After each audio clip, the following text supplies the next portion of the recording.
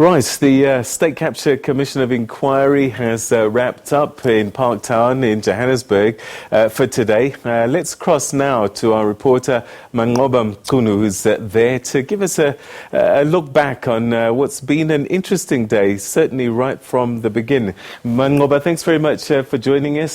So they've wrapped up for today.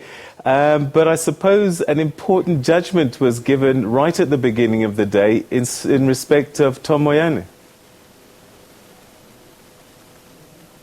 Yes, indeed, Peter, and as you'll know right now, that decision, of course, going against Tom Moyane, the judge deciding that Mr. Moyane doesn't have enough grounds to ask to appeal or to come and cross-examine Pravin Gordhan with regards to some of the evidence that he gave at the State Capture Inquiry last year in October. Of course, you recall that he had made allegations that, amongst others, that Tom Moyane did refuse to take instructions from him and that he undermined his authority as the Minister of Finance. But of course, the judge saying that in all of the submissions that were made by Mr. Moyane, none of them seem to highlight the parts in which he claims that he was implicated in wrongdoing by testimony that was given by Pravin Gordhan at this particular State Capture Commission. So the judge saying that he also failed to give reasons as to why it will be in the best interest of the work of the Commission for him to come and cross-examine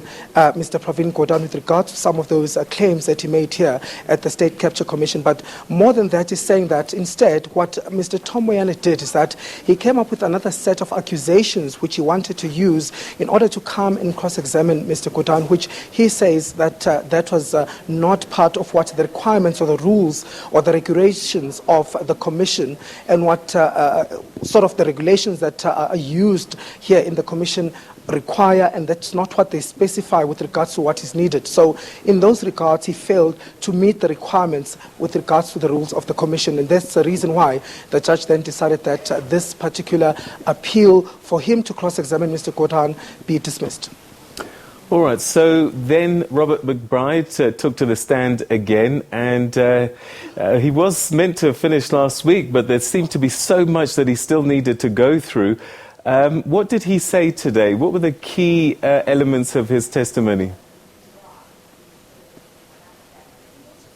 I think today he continued to point out the deep corruption and the sense of patronage within the police force. You heard him before that longer interval that we had, speaking about the patronage and corruption within the police system, saying that patronage was the order of the day within the police force, and that it's simply the reason why you find the police service in sort of a crisis that it finds itself in, sort of going rogue, if I can put it that way, saying that more senior officials within the police find themselves being involved in patronage as well as corruption, which has led to many of them really being held before the courts, as well as you recall in the incident of General Phahlane, who has also faced serious allegations including corruption and money laundering. He also went deep to explain how some of those senior officials have also been able to escape the arms of the law themselves, being protected. He spoke about how there are teams of police senior crime intelligence officials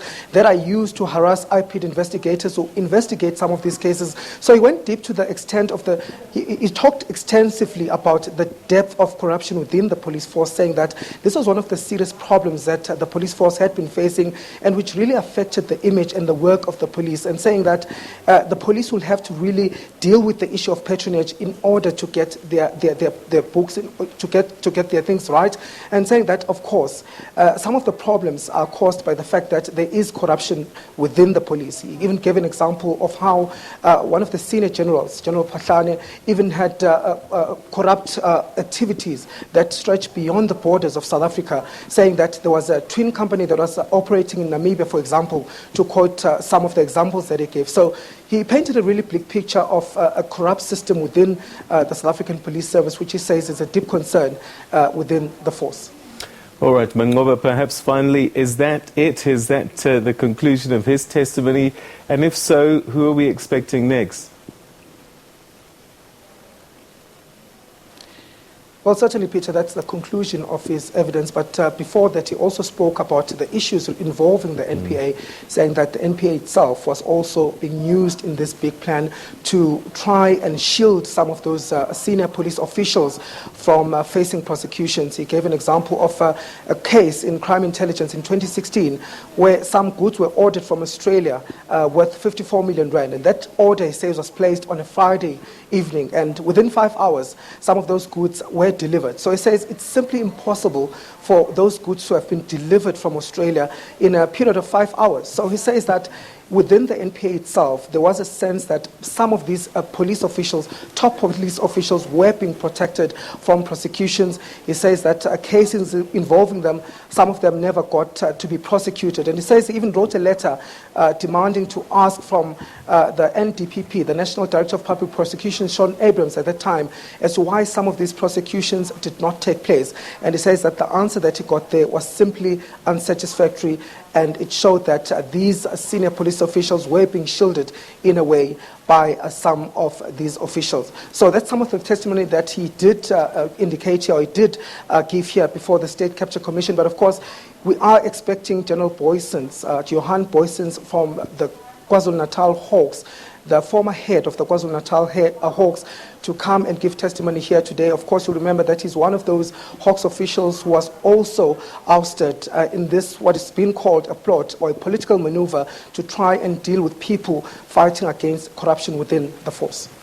Mangoba, that's where we're going to leave it. Thanks very much indeed for sharing your insights on what happened today at the State Capture Inquiry.